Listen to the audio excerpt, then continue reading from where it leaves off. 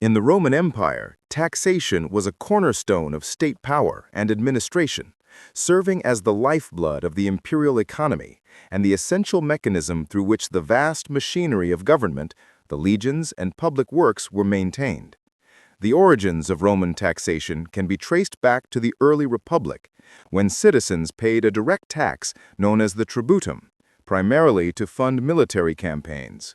However, as Rome expanded and its conquests brought immense wealth from spoils of war, tributes from subjugated peoples, and provincial revenues, the fiscal system evolved into a highly organized and sophisticated apparatus that reflected the empire's complex social and economic structure. Under Augustus, the first emperor, a major reform of taxation was undertaken to ensure stability and fairness. He established a permanent system of provincial taxation based on a census, a comprehensive registration of land, property, and individuals. This allowed the state to calculate taxes more accurately and to maintain a detailed record of wealth and population throughout the empire. The two principal direct taxes were the tributum soli, or land tax, and the tributum capitis, or poll tax.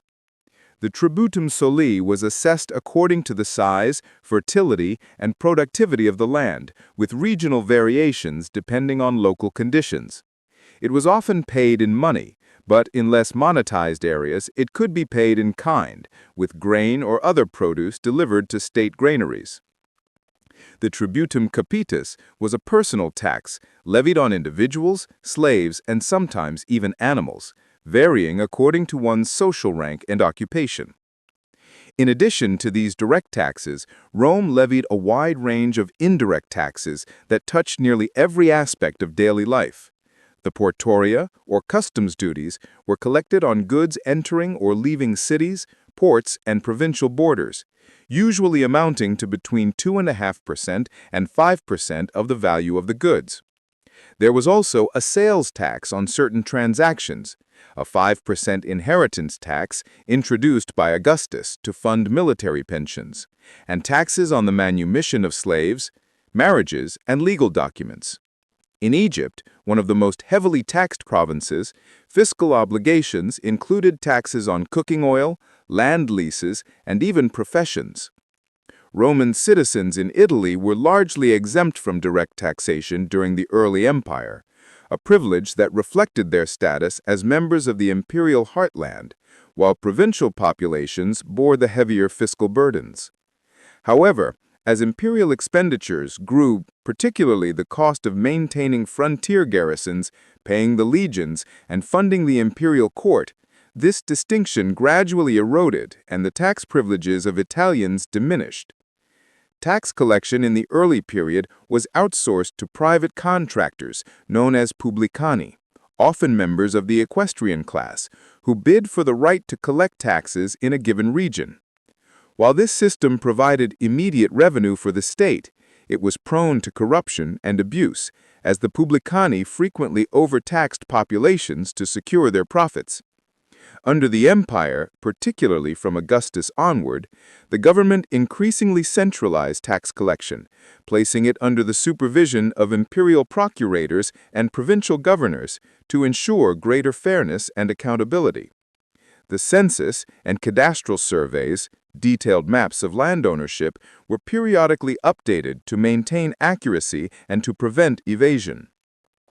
Tax revenues were vital to the operation of the empire.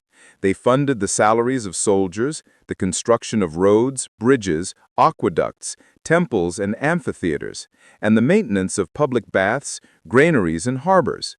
They also supported welfare programs such as the annona, the state-sponsored grain distribution that fed the population of Rome. However, despite its organization, the system was not without flaws.